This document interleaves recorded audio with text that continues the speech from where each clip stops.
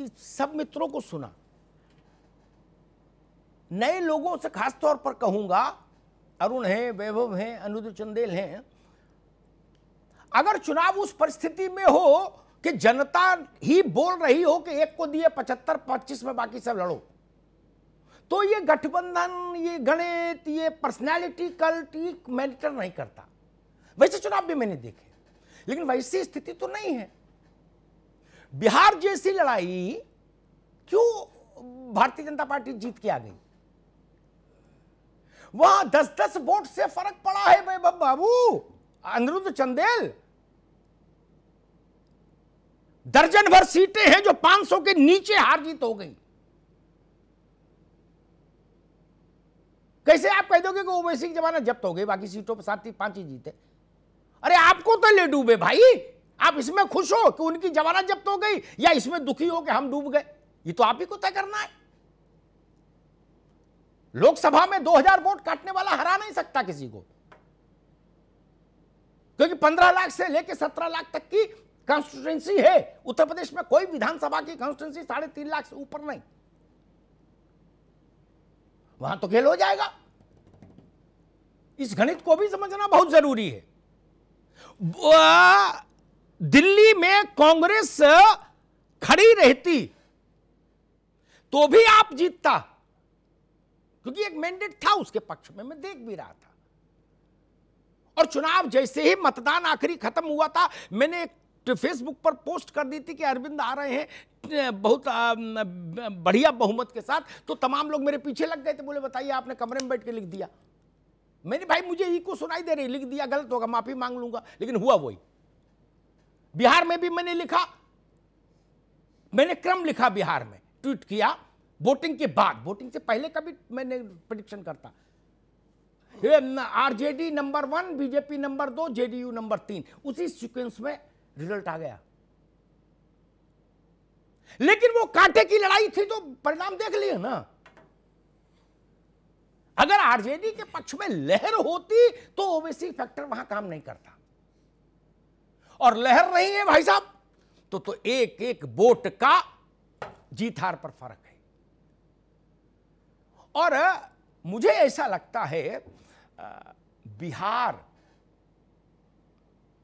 तेलंगाना, पश्चिम बंगाल, ये एक सेंस में उत्तर प्रदेश से थोड़े नीचे हैं। वो सेंस क्या है?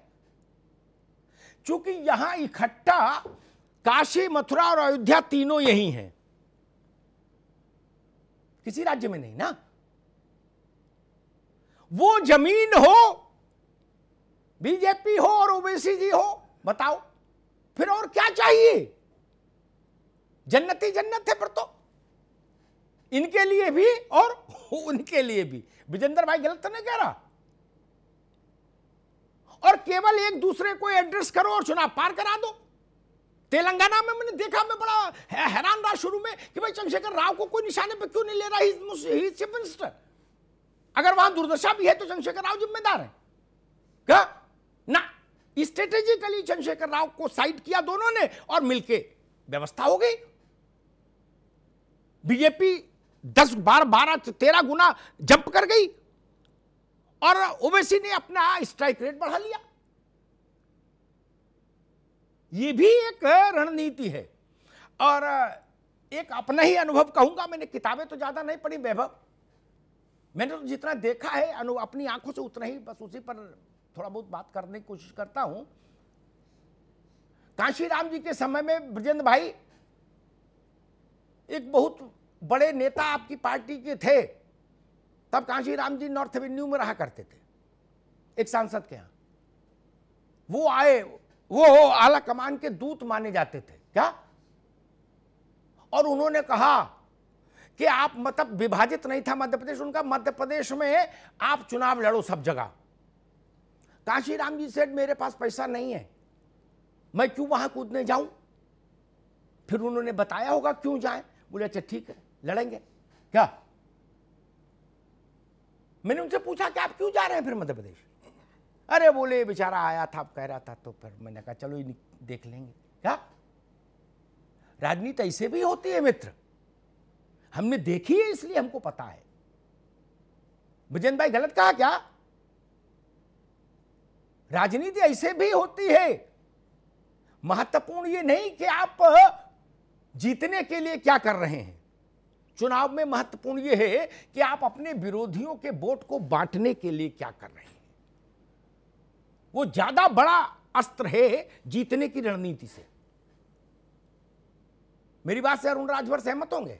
हाँ, क्योंकि वोट के गणित का ओम प्रकाश राजभर ने इनको ट्रेनिंग ठीक दी है, वोट के गणित को समझने की। यही महत्वपूर्ण बिंदु है। इसलिए मैं कह रहा हूं, आफ्टर बंगाल इस देश की सारी राजनीतिक ऊर्जा उत्तर प्रदेश के आंगन में आके सिमट जाएगी। और 8 महीने इतनी भीषण राजनीतिक यात्रा उत्तर प्रदेश देखेगा कि बरसों याद करेगा। धन्यवाद।